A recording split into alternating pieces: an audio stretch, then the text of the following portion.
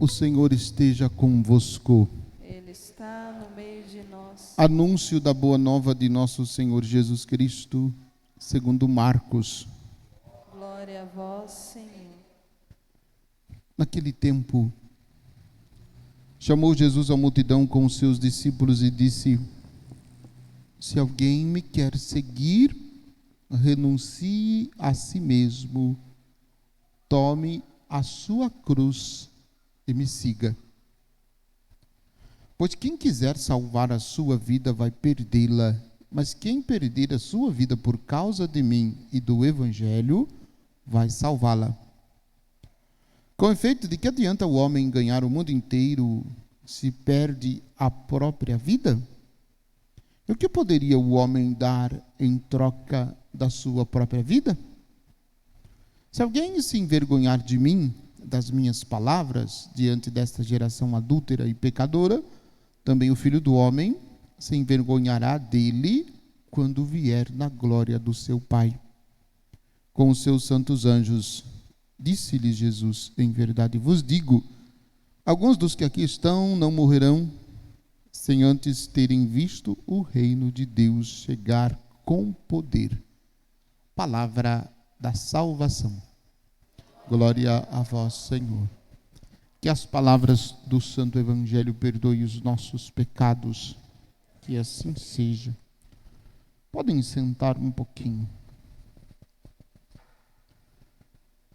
A carta de Tiago, que nós estamos ouvindo esta semana, nós estamos no capítulo 2, nos faz severas exortações e profundos questionamentos para a nossa vida de fé.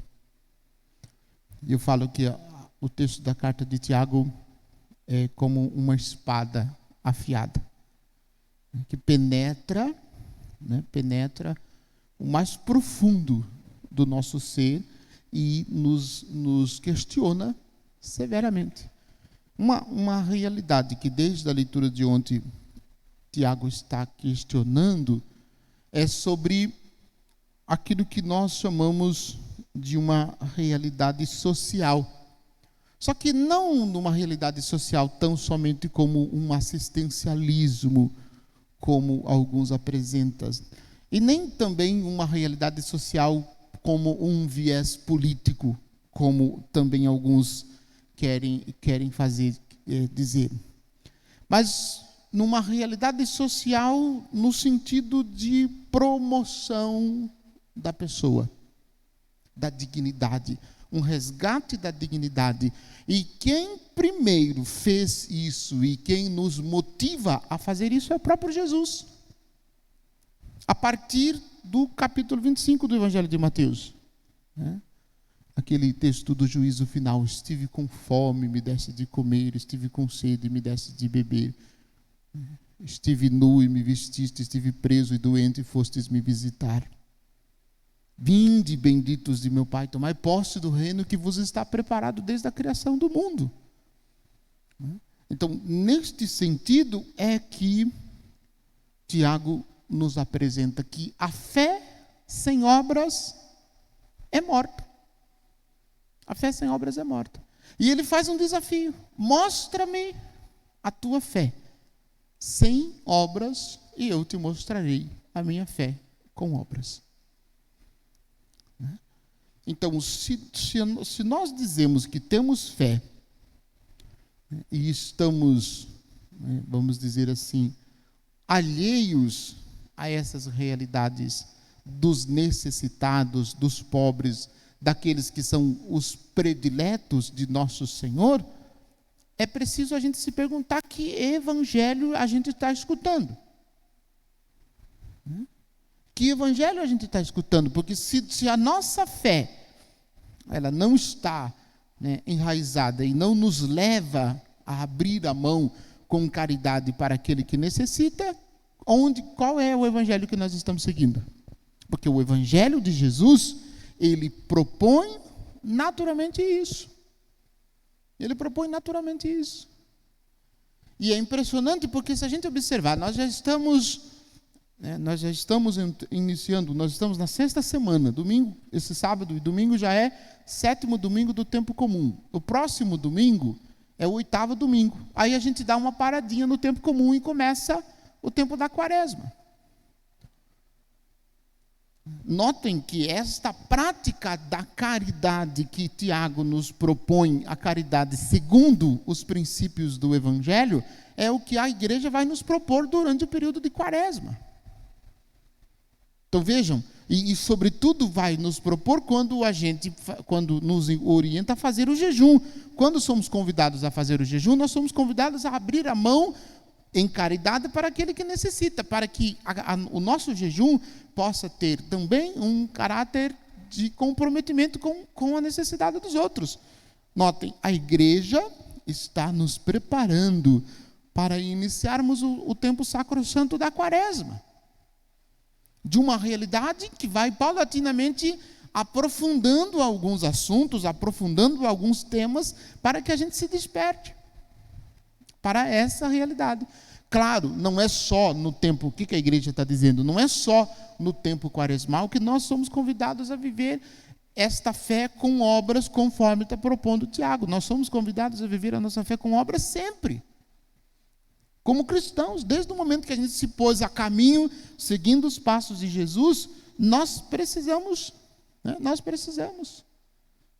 dessa realidade. Eu cito de novo o que eu disse ontem, como dizia Orígenes, Inácio de Antioquia também, ele usa uma frase parecida. Quem se aproxima da mesa da Eucaristia e não está aberto para com a necessidade dos outros, é preciso se perguntar o que está fazendo na mesa da Eucaristia. Porque a mesa da Eucaristia nos leva a praticar também esta realidade na pessoa do necessitado. O pão que nós comungamos na Eucaristia, o corpo e sangue de Cristo, se faz presente também na pessoa do pobre. E na pessoa do pobre com todas as letras, com todas as letras. Não é disfarçado, como alguns querem dizer, daqueles que têm um coração de pobre. Não, do pobre mesmo. Literalmente do pobre mesmo. É esse os que o Senhor prefere. São os prediletos do Senhor. Portanto, desprezar os pobres é desprezar o próprio Cristo. É desprezar o próprio Cristo. Por isso que Tiago nos exorta, que a nossa fé seja mostrada com obras. Aí o versículo final da leitura de hoje diz assim: assim como o corpo sem espírito é morto, assim também a fé sem obras é morta. Olha que palavras fortes, que palavras questionadoras, que nos faz pensar. Então, que a palavra mude a nossa maneira de pensar, a nossa maneira de agir. No Evangelho, também nós contemplamos uma realidade desconcertante, que é, quem quiser, se alguém, eu acho extraordinária essa frase, eu gosto de usar essa palavra, eu acho estupenda esta frase de Nosso Senhor no Evangelho de hoje. Se alguém me quer seguir, ninguém é obrigado. Se alguém me quer seguir, renuncie a si mesmo. Tome a sua cruz e siga. Veja, são 4 atitudes. Se alguém quiser seguir, renuncie-se a si mesmo. Tome a cruz e siga. Tome a cruz e siga. E aí, nós observamos o quê? A cruz, para nós, do jeito que Jesus nos propõe, é desafiadora.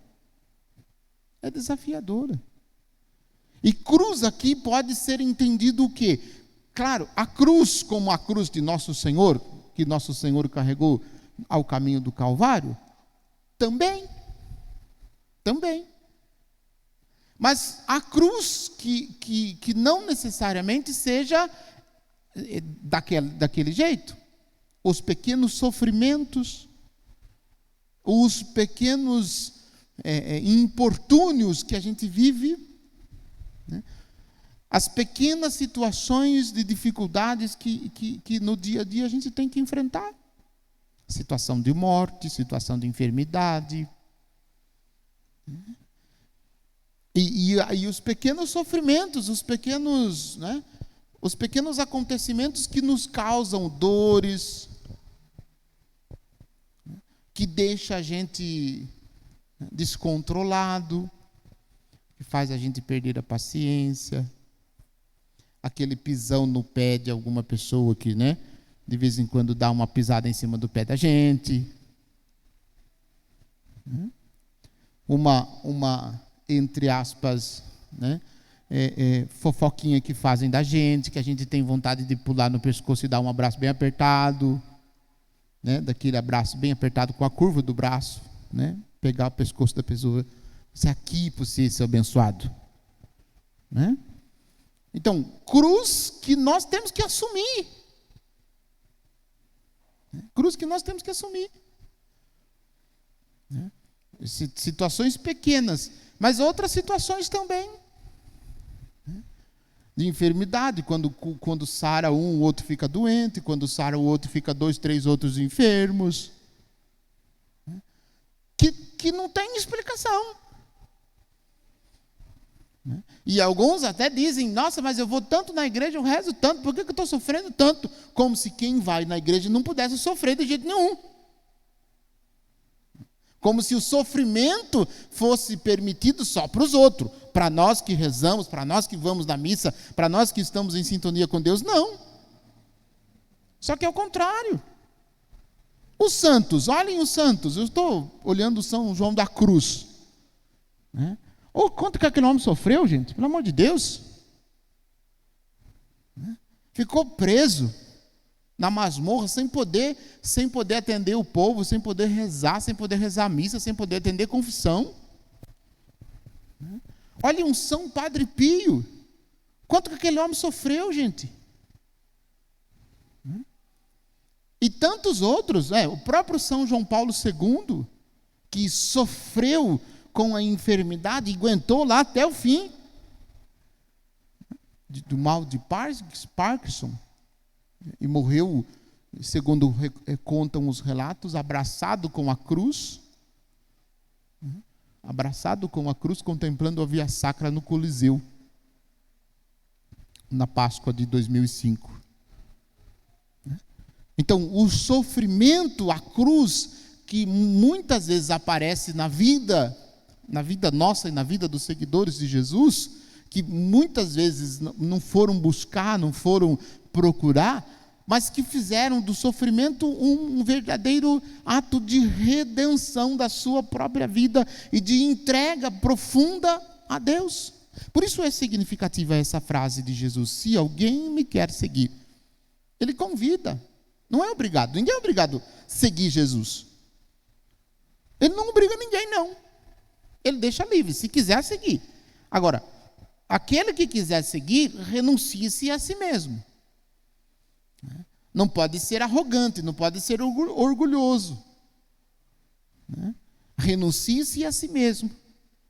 Coloque, como diz Paulo numa das suas cartas, que coloque os outros como mais importante do que a si mesmo. Porque todas as vezes que a gente olha para a gente mesmo, que a gente só pensa em nós, nas nossas dores, ai, como eu sofro, ai, meu Deus do céu, não aguento mais tanto sofrimento. Faz uma visita a um lar dos idosos, por exemplo. Faz uma visita a um orfanato. Faz uma visita a uma pessoa que está com câncer. Você vai ver o que é o seu sofrimento. Você vai ver que você está reclamando por coisa tão pequena, tão pequena. A gente tem essa tendência de achar que só a gente na face da terra sofre, de achar que só a gente na face da terra passa por dificuldades. E de achar que é sempre o nosso jeito de prevalecer, é o nosso jeito que tem que prevalecer. Renuncie-se a si mesmo. Tome a sua cruz e siga-me. Aí o versículo 35, acho que esse é o mais difícil. Pois quem quiser salvar a sua vida, vai perdê-la. E quem perder a sua vida por causa de mim e do Evangelho, vai salvá-la.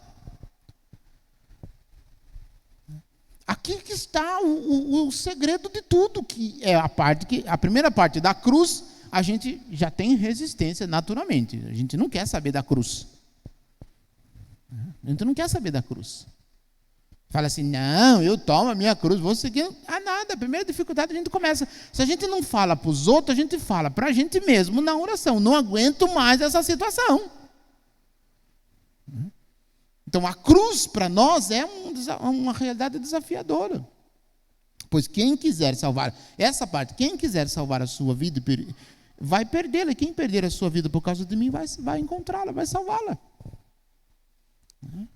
É aquilo que Mateus diz nas bem-aventuranças. Bem-aventurados sereis quando vos caluniarem, insultarem, mentirem, disserem todo tipo de mal contra vós por causa de mim. Alegrai-vos e exultai. Aquelas 4 expressões que apareceu também na bem-aventurança de Lucas. Vos insultarem, vos amaldiçoarem, vos expulsarem por causa de mim e do reino de Deus. Alegrai-vos e exultai, porque será grande a vossa recompensa no céu. Esta parte, essas 2 partes, a gente não quer.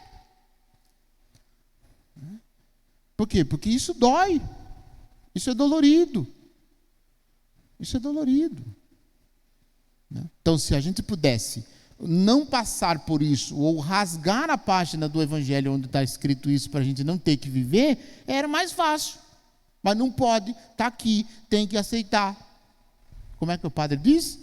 Aceita que dói menos. Mas é perder por causa dele. Perder por causa do reino, gastar a vida por causa do reino. Gente, nós queremos gastar a nossa vida por outras causas. Nós gastamos a nossa vida por outras causas. Nós não gastamos ainda a nossa vida por causa do reino, por causa de Jesus. Porque as coisas do reino e as coisas de Jesus, a gente encontra tanta dificuldade para a gente fazer. As coisas que não são de Deus, que nos... a gente faz com muita tranquilidade. Convida as pessoas para rezar o terço, por exemplo. A quaresma agora vai chegar. Convida as pessoas para rezar a via sacra. E convide as mesmas pessoas para um churrasco. Você vai ver como que as pessoas vão para um churrasco com muito mais tranquilidade. Mas para rezar a via sacra, ai meu Deus do céu, que sofrimento. Porque isso mostra que nós não consumimos a nossa vida por causa de Jesus. A gente consome a nossa vida por outras causas. Mas por causa de Jesus é muito pouco. E nós precisamos nos ser questionados. Nós precisamos ser questionados com relação a isso. Nós precisamos nos questionar e precisamos nos permitir ser questionados. Porque se a gente está querendo vida tranquila, quem que a gente está seguindo? Que evangelho que a gente está lendo? Não é o evangelho de Jesus. E certamente também não é Jesus que nós estamos seguindo. Bom, acho que está bom para hoje. Esses assuntos eu vou trabalhar durante a quaresma, no retiro quaresmal. Fica aqui já também um convite, nós faremos um retiro quaresmal, começando na quarta-feira de cinzas, até o final da quaresma. Será numa versão online, você poderá participar, e durante o retiro nós vamos fazer esses questionamentos de forma mais delongada, para que a gente possa fazer uma boa quaresma e nos preparar para a Santa Páscoa de nosso Senhor. Em breve, nós daremos maiores informações sobre isso. Então, vamos com perseverança seguir os passos de Jesus sem medo. Abraçar a cruz e segui-lo confiante. Lembrem-se que seguir Jesus nos passos dele, no ritmo dele, Não queira ir mais depressa que o Senhor, que não vai dar certo. No passo dele, no ritmo dele, no jeito dele, na direção dele, atrás dele. Como ele nos disse ontem para Pedro, quando Pedro disse: não, Senhor, que isso nunca te aconteça. Vai para trás, Satanás. Tu não pensa como Deus, e sim como homem. Então, que a gente possa assumir isso para a nossa vida. Louvado seja nosso Senhor Jesus Cristo, para sempre seja louvado.